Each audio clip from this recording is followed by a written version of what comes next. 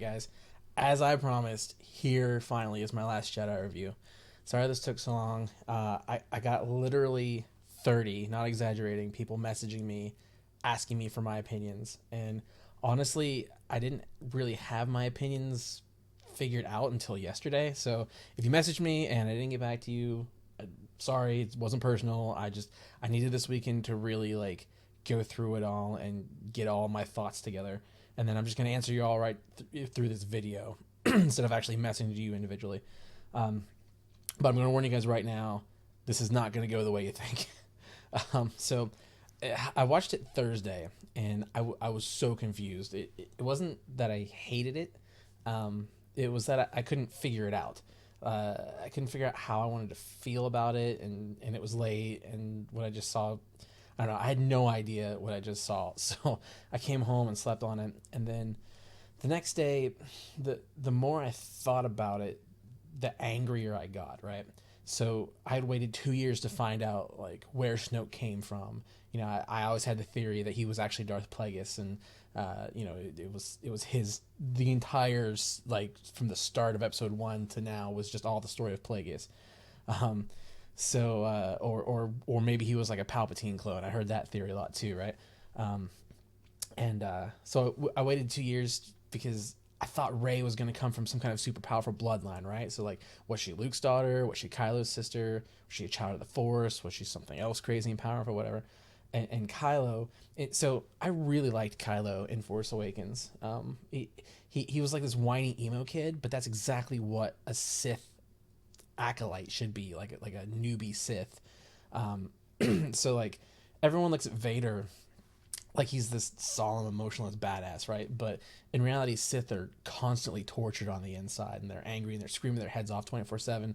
And it's just that the experienced Sith never show it, right? Like they use their anger to fuel the Force, and that means none of it gets out. Like it's all kept within, and it's all brewing, and they're just moody and whatever. And then Kylo not being able to control his emotions is exactly what a neophyte amateur Sith should be. So I was really excited for that, and I was really looking forward to seeing him graduate into more of the badass solemn Vader type, right? To learn to control his moments and actually become the true heir to Vader that they were sort of making him out to be. And then Rey's quest for Luke, for 2 years, I was waiting for this epic reunion where Luke comes back and Rey and Luke fight Kylo together. Now that he's a badass Vader, and it takes both of them to take him out, and then maybe Kylo strikes Luke down Obi-Wan style, and so he saves Rey and Finn, like gives them the chance to escape while he fights Kylo, and then there's the whole like now the student has become the master aspect and all that kind of stuff. So like 2 years, all these things, all these theories, all these hopes, like thinking that I had it down, like I knew the path that Episode 8 was going to take, and then none of that happened. None of it. Not a single damn thing happened, and I just couldn't handle it. I really couldn't. The entire movie plot was nothing but failures. Like, in fact, here I have a list here. Let's list all the failures for the movie and tell me that this isn't just the literal exact plot of the movie, right? So failure one: Poe fails to clear all the turrets on the ship, and then fails to follow orders, leading to the destruction of the dreadnought, but at the cost of all the heavy bombers left in the entire Resistance got destroyed in that because of Poe's decision right there. Huge fail. So the rebellion fails to escape the First Order off of the planet. Kylo tries to blow up his mom and fails. Luke fails in trying to keep Rey balanced when she willingly turns to the dark side. Rey gives herself to the dark side of the island just to find out who her parents are, and she fails at it. Finn, the goddamn hero of the Battle of Starkiller Base and lifelong trained combat expert, tries to escape the ship to save Rey and gets stunned by a grieving tube mechanic and fails. Poe tries to stage a mutiny on the Rebel cruiser and fails. Finn and Rose try to find the Master Codebreaker and they fail. Rey tries to get Luke to leave the island and save the galaxy and fails. Luke tries to end the Jedi by turning down the Force tree with the Jedi books and double fails because he wussed out and couldn't do it. And even if he could do it, Rey had already stolen the books anyway, so it wouldn't have mattered at all. And then, just to rub some salt in that wound, Yoda gives him a nice talking to about failure. Like that I feel like that whole Yoda scene was just a metaphor for the movie, right? But I'm not done yet. So then Snoke tries to get Kylo to complete his training and finally become a badass and fails. Kylo and Ren both try to get each other to switch sides and both of them fail. Finn, Rose, and DJ try to disable the hyperspace tracker and fail. The rebels try to cloak their escape pods and sneak past the First Order, and they fail, thanks to Finn and Rose's earlier fail. And in fact, I realized when I was watching that if Finn and Rose had just stayed on the ship and not done anything, they would have been fine. They would have snuck under the First Order's radar, no problems, no weird battle. Luke wouldn't have had to die to save them. Like, that's all on Rey. Or not Rey, I'm sorry. That's all on Finn and Rose, and actually Poe, because Poe decided to go along with it too. Like, that, think of how big of a fail that is. Because they failed to succeed in their mission. Like, if they just would have stayed on the damn ship, Luke fucking Skywalker would still be alive right now. Think about that. Mull on that for a little bit. Then, once they finally make it to their safe space, the rebels call out to the Outer Rim for help, and they fail. The rebels try to blow up the mini Death Star cannon to save their base, and they fail. Finn tries to sacrifice himself to save the entire rebellion, what's left of it, and he fails. Luke shows up. Kylo tries to blow him up and fails. Luke tries to talk Kylo into backing down and not giving to his anger. He fails. Kylo realizes he's been duped, storms the base to kill the rebels, and fails. And only then, finally, at the very end of the movie, do we get our first real success. Rey saving Finn by lifting some rocks and then getting everyone out on the Falcon. So let's be perfectly clear here. The only win in the entire movie, on either side, good or bad, is that 95% of the rebellion was just massacred and a small band of rebels managed to escape on the Falcon. That's the win. That's the only win in the whole movie. So I spent all day, Friday and Saturday at Funk, fuming about this movie. I was so mad. I was so mad that I was supposed to troop Friday and Saturday night, and I didn't even want to. I didn't go. And then finally Saturday night, I decided that I needed to watch it again. Like, I went into it almost with like a feeling of dread. Like, I didn't want to, but I had to get some closure. I needed to really know if it was as bad as I thought it was. But then, so I went Saturday night and I watched it for a second time, and the weirdest damn thing happened. I liked it. I liked it a lot the second time, and that confused me even more because I didn't understand why. Like, it was the same movie. I didn't understand what was so different the second time around. So I spent literally all day Sunday thinking about it and trying to understand it, and I think I finally get it. I think this movie is so Star Wars that people just aren't getting it, right? And I know that sounds super hipster of me, and I don't mean to come across that way because I didn't get it either at first. But so let's jump back to the Holy Trilogy for a second, okay? At the end of New Hope, good defeats evil. All the character arcs come to satisfying conclusions. Darth Vader's been defeated for now. Han Solo, who only cared about himself, selflessly returned to help Luke, whom he's grown to care for, and Leia, whose mission was to save the rebellion, brought the information that did that, right? And most importantly, the main protagonist, Luke, succeeded in his goals. Like, he wanted to leave Tatooine, become a pilot, fight for the Empire, and he did exactly that. And he used what Obi-Wan taught him about the Force, and as Obi-Wan said, he's taken his first steps into a larger world, right? So it was this nice, neat little wrapped up story arc that, yeah, it was open-ended. There were still some more things, like, what about Vader, and the rebellion hadn't actually beat the Empire yet or anything, but Star Wars could have ended after that first movie and been perfectly fine. Like, it would have been a solid movie at that ending, right?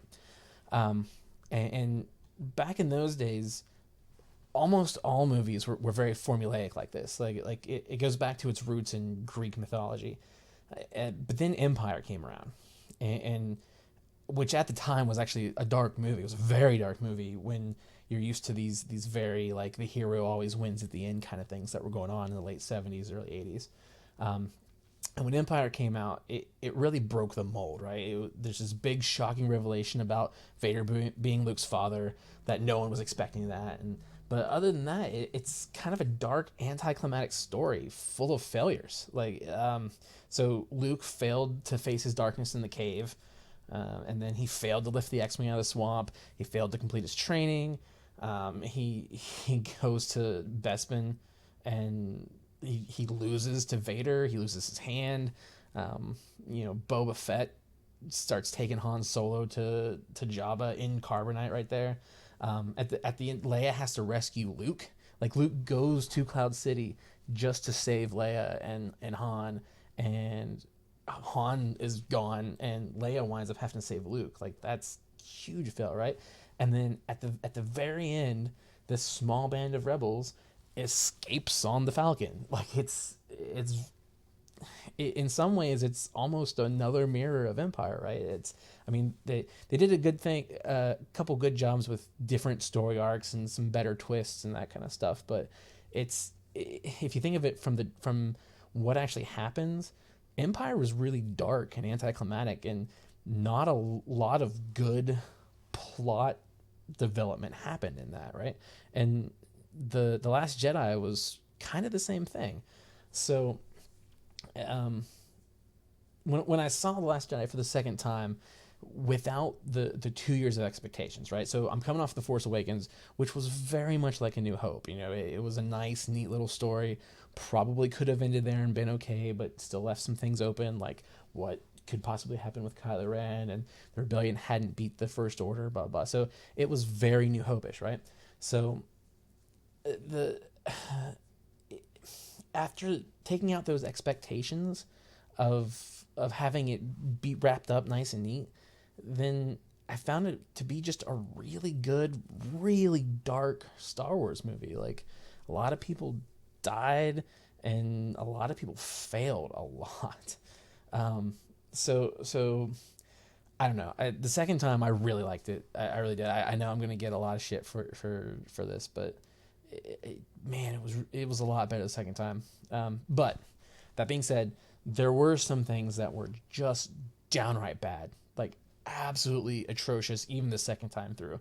So number one, Super Leia. Super Leia has got to go in a director's cut of something. That was the worst decision. So I understand we've never seen Leia with force powers, and Rian Johnson probably really wanted to get that little cameo in, but all he had to do was just do the same scene, but someone grabs Leia and they're holding on to her, preventing her from flying out from the breach.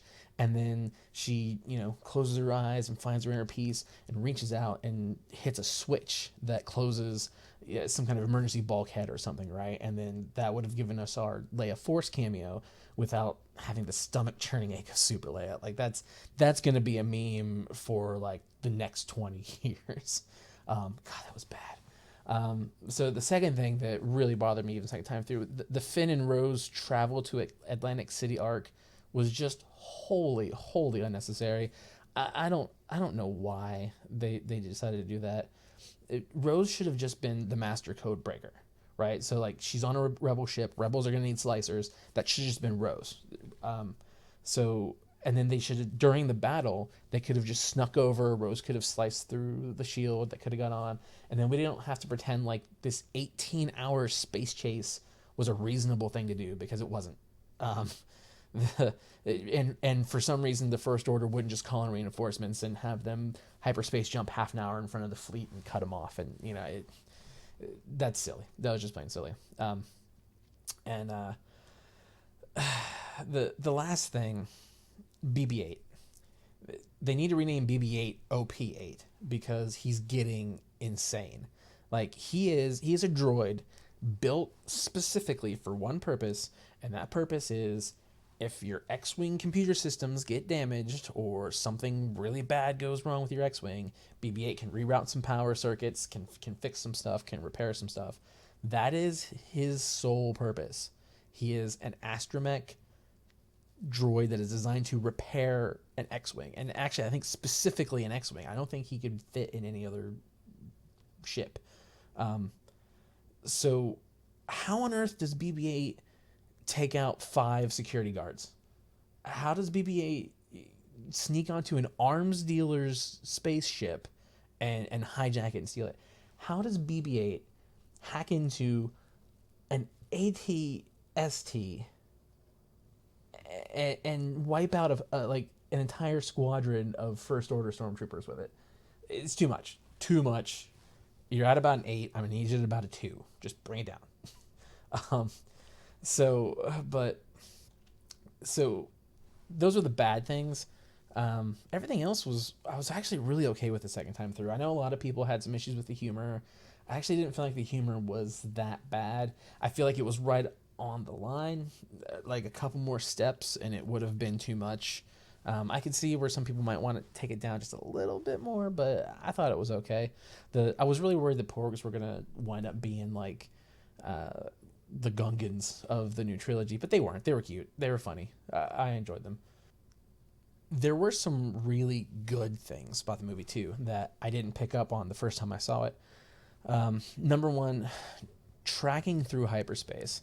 So that's kind of like in the very beginning of the movie, and it kind of set a really bad tone for me on my first watch through, because there are actual canon explanations for how hyperspace works, and tracking through hyperspace should not be possible. I was really upset when they just seemed to pull it out of nowhere. I was like, well, hold on. So episode 7 only happened literally seconds. Like episode 8 starts seconds after episode 7 happens. So they just blast off Star Killer Base, and I was like, well, how did they invent this tracking technology so quickly?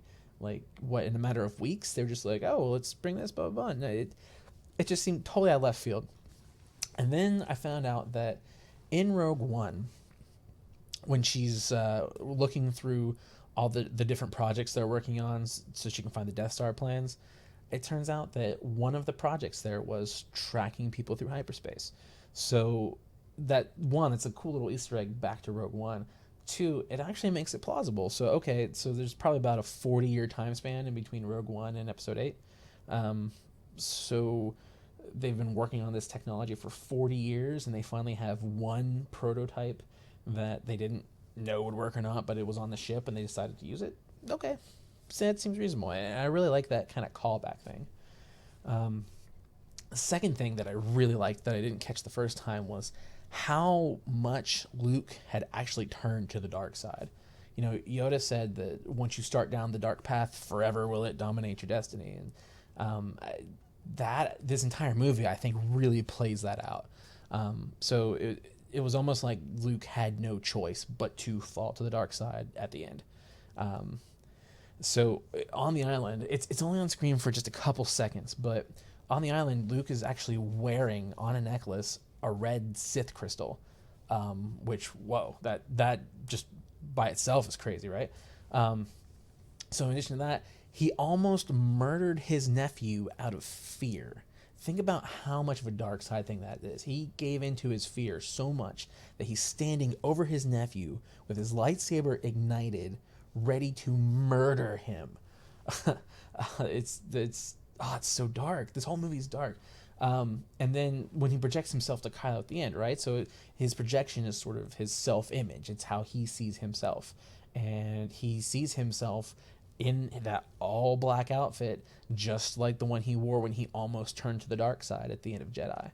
So I really feel like Luke must have completely turned to the dark side and then probably cut himself off from the Force on that island just to stop. Like he knew he was turning evil. He knew he was turning to the dark side.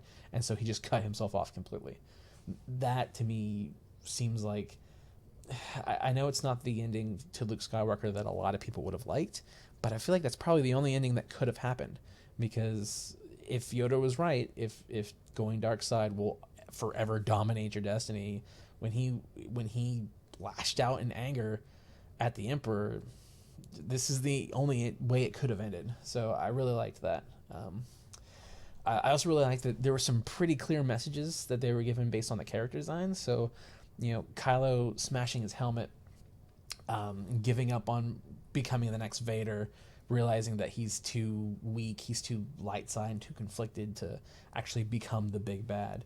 Um, it exposed like a more human side of him, right? And so that character design, even though I love the helmet, right, the character design of him losing the helmet kind of takes across the fact that he's moving towards the light side, right? And to counter that, Rey, after she visited the dark side hole on the island, she changed her outfit from a light tan, like a very Jedi style palette, to a dark gray, and she let her hair down, and it, gray is a very significant color in Star Wars. The whole concept of a gray Jedi. I think that fits Rey very well, especially like the fact that whenever the dark side called to her, she was just like, "Oh, but it wants to tell me something. I just want to go find out." Like, that was a very gray Jedi thing to do. But I also thought it was really interesting too, the conversations between Rey and Kylo, when they were like connected and doing like their little Force Skype call thing. Every single time, Kylo was always calm and at peace, and was just like, "Why is the Force connecting us? Oh, I'd rather not do this now." Like just super calm, right? And then Rey was always furious and full of anger. Like that one time he was like, "Why is the Force connecting us?" And she was just like, "Monster, you murderer!" Right? And just like yelling and so full of hatred, and like so. Her character design and her choices are really pushing her to the middle as well, and I don't know where they're going to go with that. It's not the standard Star Wars story that we were expecting for sure, because so after Force Awakens, I left with a very clear idea of how I thought The Last Jedi was going to play out after coming out of the theater of Force Awakens, and I was very wrong. But so after coming out of the theater of Last Jedi, I don't have any idea what comes next. Not even a hint. I don't understand what they're doing with Kylo and Rey. I finally understand that it's Kylo and Rey's story. It is their story. Everyone else is just sort of ancillary side characters that can just die Game of Thrones style anytime they feel like. No one else matters. This entire story is about Kylo and Rey. But I don't know where they're going with it, because Kylo seems like he's sneaking up towards the light side. Rey seems like she's sneaking up towards the dark side. I don't know if they're going to meet in the middle. I don't know if this is some sort of symbolism about bringing balance to the Force, where they're literally trying to just become gray. Like maybe they're going to start like a gray Jedi Order together or something. I don't know.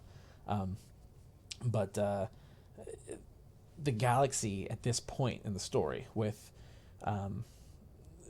Kylo not really being a great big bad, Rey not being a great hero, the rebellion being dwindled down to 13 people on the Falcon, like the galaxy is wide open at this point for any sort of story moving forward, and that's interesting, and it's scary, but overall I think it's good, because I'm excited to see what comes next, even though I don't have any idea what's going to come. So for anyone out there who's like me, and you came away from The Last Jedi just really pissed off and hating it and confused and angry, I really recommend that you go watch Empire, and then go watch Last Jedi a second time with a fresh perspective. I don't think you'll regret it. It just go do it. It really made a big difference. So Empire, Last Jedi again, and then come let me know what you thought. Even if I was wrong and you hated it the second time, I'd be interested in knowing that too. So, all right, guys, thanks. Hope you enjoyed this. Sorry it was so long. Sorry it took me so long to get this to you, but it's been a crazy weekend. Lots of emotions, lots of confusion, lots of thoughts. So until next time.